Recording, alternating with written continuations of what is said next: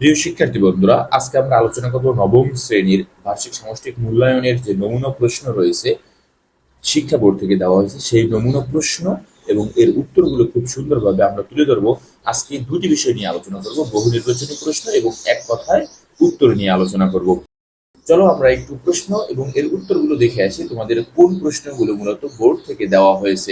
ইতিহাস ও সামাজিক বিজ্ঞান নবম শ্রেণী বহু নির্বাচনী প্রশ্ন। এখানে 15টি প্রশ্ন থাকবে এবং 15 মার্ক পাবে তোমরা। দ্বিতীয় বিশ্বযুদ্ধে অক্ষ শক্তির দেশগুলো কোনটি? আমরা জানি অক্ষ শক্তির দেশ হচ্ছে জার্মানি, ইতালি এবং জাপান। দ্বিতীয় বিশ্বযুদ্ধের ফলে ইউরোপে কি হয় বলতো? ইউরোপে আমরা জানি নারীর ক্ষমতা এবং অধিকার প্রতিষ্ঠিত হয়। জাতিসংঘ সনদের মৌলিক নীতি কোনটি? মৌলিক নীতি কোনটি? এখানে হচ্ছে অন্য রাষ্ট্রের ভৌগোলিক অখণ্ডতার প্রতি শ্রদ্ধাশীল থাকা, মানে এক রাষ্ট্র থেকে আর এক রাষ্ট্র যেন দখলকৃত দেশ না হয়। 4 নম্বর প্রশ্ন, 1999 সালে প্রথম কোন কৃত্রিম উপগ্রহটি উৎক্ষেপণ করা হয়? এটি মূলত 1999 সালে উল্লেখ করা হয়েছে, সুতরাং এটি হবে স্পুটনিক 1। স্পুটনিক 1। কারা বাংলা অঞ্চলের নতুন রাজ্য প্রতিষ্ঠায় নেতৃত্ব দিয়েছিলেন? আমরা জানি বাইরের অঞ্চল থেকে আসা যোদ্ধারা। তারা বাংলা অঞ্চলের নতুন রাজ্য প্রতিষ্ঠার নেতৃত্ব দিয়েছিলেন। আমরা জানি এই অঞ্চলের বাইরে থেকে যে যোদ্ধারা এসেছিল তারাই মূলত নেতৃত্ব দিয়েছিল। এরপরে বলা আছে বিদ্রোহ। 1 নম্বর বিদ্রোহ যা হচ্ছে মৎস্যজীবী সম্প্রদায়। 2 নম্বর বিদ্রোহ যারা হচ্ছে ফকির সন্ন্যাসীরা। 3 নম্বর অর্থাৎ সি, প্রান্তিক কৃষক ও রায়তরা এই বিদ্রোহটা করেছে। আবার আমি একটু ভালো করে বলি, বিদ্রোহ এ বলতে ওই বিদ্রোহকে বুঝাবে যে বিদ্রোহটা নাকি মৎস্যজীবী সম্প্রদায় করেছে। ফকির সন্ন্যাসী কোন বিদ্রোহ করেছে তার নাম হবে বি, এবং প্রান্তিক কৃষক ও রায়তরা লিড দিছে কোন বিদ্রোহ, সেটা হবে মূলত সি। এর আলোকে আমরা 6 এবং 7 নম্বর প্রশ্নের উত্তর দেব। চলো আমরা একটু দেখে আসি। প্রেক্ষাপট এই বিদ্রোহটি কি নামে পরিচিত?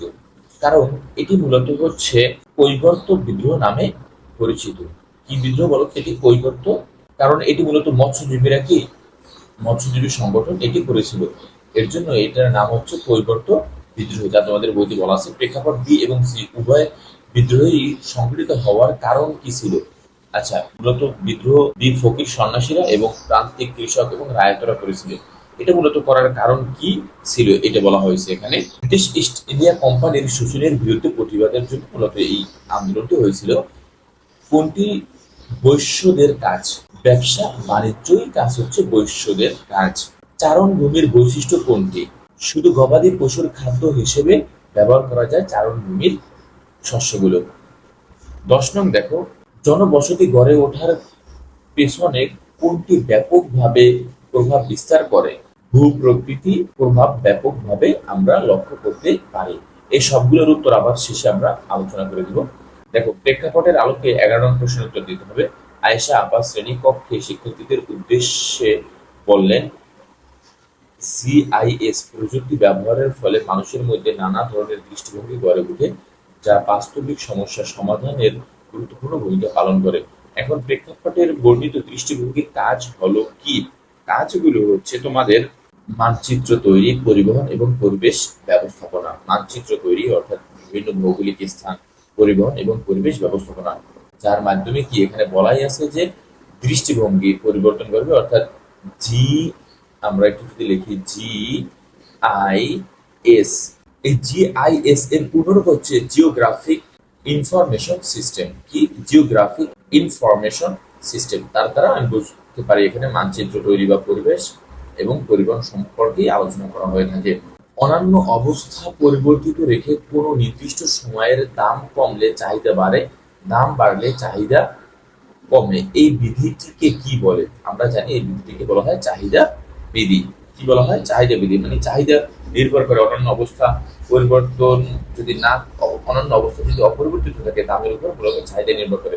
দাম যদি বাড়ে তাহলে মানুষ কম কিনবে, দাম কমলে মানুষ বেশি কিনবে। এটা স্বাভাবিক একটি স্বভাবগত বৈশিষ্ট্য।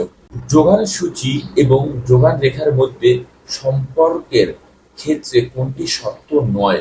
এখানে সবগুলো মানে একটা বাদে বাকি সবগুলো সত্য বলা আছে। কি? যোগান সূচি ও যোগান রেখার মধ্যে যে সম্পর্কের ক্ষেত্রে ওটি সত্য নয়। দাম কমলে সরবরাহ কমে, এটা সত্য নয়। দাম কমলে সরবরাহ কমে না, মূলত সরবরাহ বাড়ে।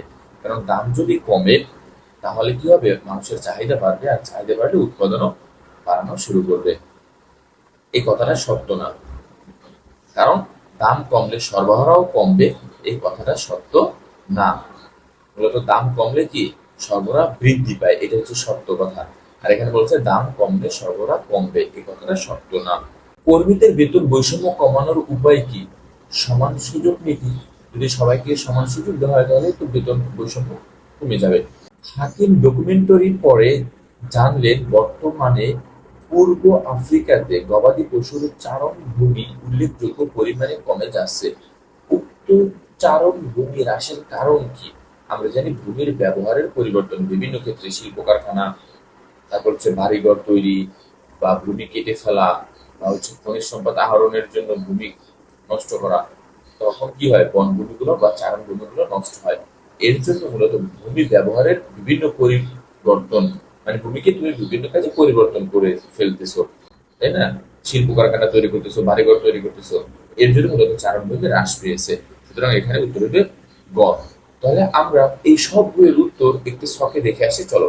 এরপরে আমরা দেখবো এক কথায় প্রশ্ন এবং এর উত্তরগুলো। এখন আমরা আলোচনা করব তোমাদের এক কথায় উত্তর দাও পূর্ণমান 10। প্রশ্নও থাকবে 10টি। প্রথম বিশ্বযুদ্ধ কত সালে হয়েছিল? এটি সহজ, 1914 সালে প্রথম বিশ্বযুদ্ধ হয়েছিল। The war is won but not peace, কার? আইনস্টাইনের। মানে একটা যুদ্ধ নিজস্ব ব্যক্তিদের, কিন্তু এটা মূলত শান্তির না, এই উক্তিটি দিয়েছিলেন আইনস্টাইন। এস্টেট অর্থ কি? জমিদারি। এস্টেট অর্থ জমিদারি। জার্মানিতে নগরকে কি বলা হয়? আমরা বলছি এস্টেট বলা হয়। কি বলা হয়?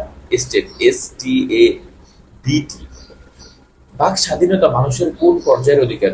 বাক স্বাধীনতা মানে কি? তুমি জন্মের পর থেকে তুমি কথা বলবা, মানে জন্মগত অধিকার, এবং হতে পারে মৌলিক অধিকারের ভিতরে ওটা পড়ে।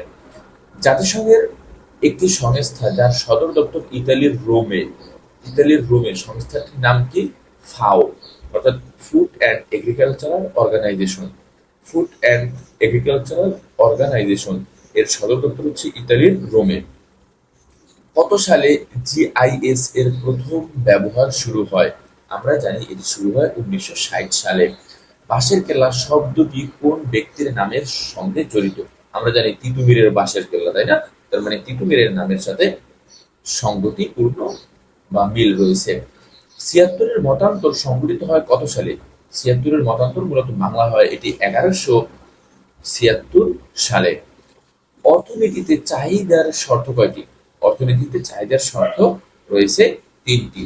এখন চলো এইগুলোর উত্তর আমরা একটি ছকে দেখে আসি। প্রথম প্রশ্নটি ছিল প্রথম বিশ্বযুদ্ধ হয় কত সালে? 1914 সালে। The war is won but not peace, এই উক্তিটি কার ছিল? আইনস্টাইনের। এরপর বলছে এস্টেট অর্থ কি? জমিদারি। জার্মানিতে নগরকে কি বলা হয়? এস্টেট। কথা বলা, এটা মূলত জন্মগত বা মৌলিক অধিকার। ইতালির রোমে রয়েছে ফাও এর সদর দপ্তর। কত সালে GIS চালু হয়? 1960 সালে। বাঁশের কেল্লার সাথে সংগতিপূর্ণ কার নাম? তিতুমির। 76-এর মতান্তর হয়েছে 1176 বঙ্গাব্দে। অর্থনীতিতে চাহিদার সাথে মিল রয়েছে কয়টি শর্ত? 3টি। এই হচ্ছে তোমাদের সংক্ষিপ্ত MCQ এবং এক কথায় প্রশ্নের উত্তর।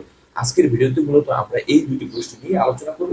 পরবর্তী ভিডিওতে আমরা সংক্ষিপ্ত এবং বর্ণনামূলক প্রশ্ন নিয়ে আলোচনা করব। আজকে এখানেই শেষ।